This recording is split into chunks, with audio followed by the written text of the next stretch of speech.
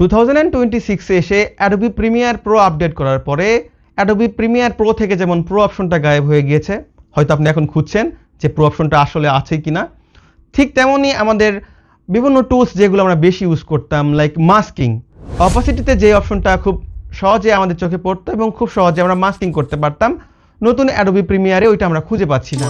অনেকে আমরা খুঁজে পেয়েছি কিন্তু ইউজ করতে পারছি না। তো আজকের এই ভিডিওতে আমি দেখাবো খুব সহজে আপনারা নতুন অ্যাডোবি প্রিমিয়ার প্রোতে মাস্কিং কিভাবে করবেন।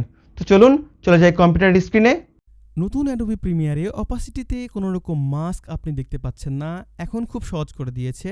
টুলসের মধ্যে অবজেক্ট মাস্ক টুল অ্যাড হয়েছে, সেখানে আপনি ইলিপস, রেক্ট্যাঙ্গেল, পেন মাস্ক সবগুলো পেয়ে যাচ্ছেন। প্রথমত আমি রেক্ট্যাঙ্গেল টুল সিলেক্ট করে নিচ্ছি, নেওয়ার পরে আমাদের প্রোগ্রাম উইন্ডোতে এসে একটি মাস্ক অ্যাড করে নিচ্ছি।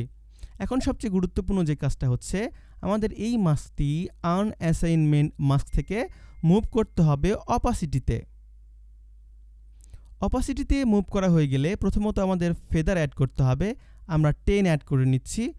এরপরে আমরা এক্সপেনশন অ্যাড করব, আমি দিয়ে দিচ্ছি 8, আপনি আপনার ইচ্ছা মতো দিয়ে দিবেন।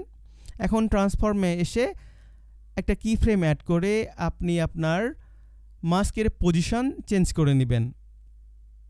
আমি আমার ইচ্ছা মতো আমাদের মাস্কের পজিশন চেঞ্জ করে নিচ্ছি এবং কি ফ্রেম কিন্তু অ্যাড করে নিয়েছি।